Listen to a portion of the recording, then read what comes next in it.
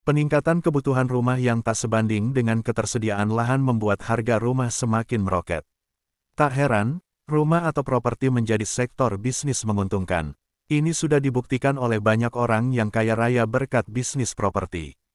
Namun, belum banyak orang tahu siapa sosok pebisnis properti pertama di Indonesia. Perkenalkan, ini orang pertama di Indonesia yang bisnis properti, Raja Mangkunegaran keempat dari Mangkunegaran. Raja Mangkunegaran keempat sebenarnya sudah kaya dari sistem feodalisme kerajaan. Hanya saja, demi menambah kas Kesultanan Mangkunegaran dan mencari sumber pendapatan baru, pria bernama asli Sudira ini terjun ke bisnis properti. Jiwa bisnis Mangkunegaran IV muncul karena melihat kebutuhan orang Belanda terhadap rumah sewa.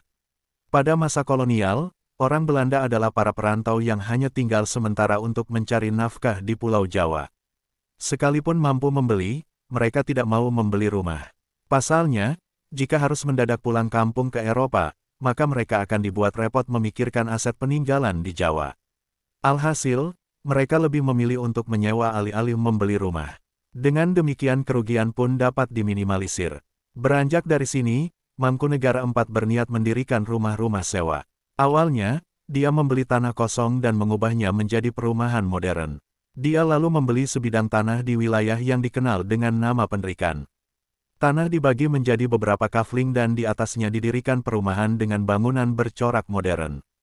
Proses pembangunan selesai pada tahun 1874. Seperti sudah diduga, rumah-rumah milik Mangkunegaran IV laku keras dihuni oleh para penyewa yang mayoritas orang-orang Belanda atau Indo-Belanda yang bekerja di Semarang. Pada titik ini, sejarah kemudian mencatat Mangkunegaran IV sebagai pengusaha properti pertama di Indonesia.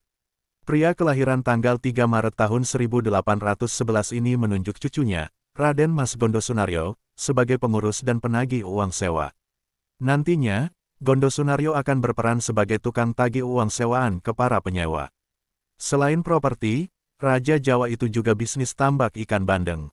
Dia menyulap tanah kosong dan mendirikan kolam untuk disewakan ke para petani.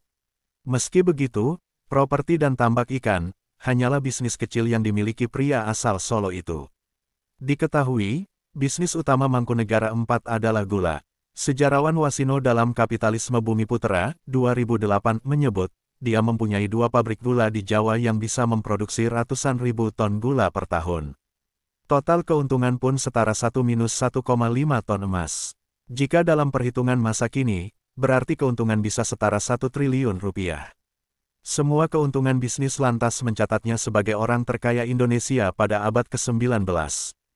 Hartanya mencapai 25 juta gulden yang salah satunya diperoleh dari keuntungan bisnis sewa rumah.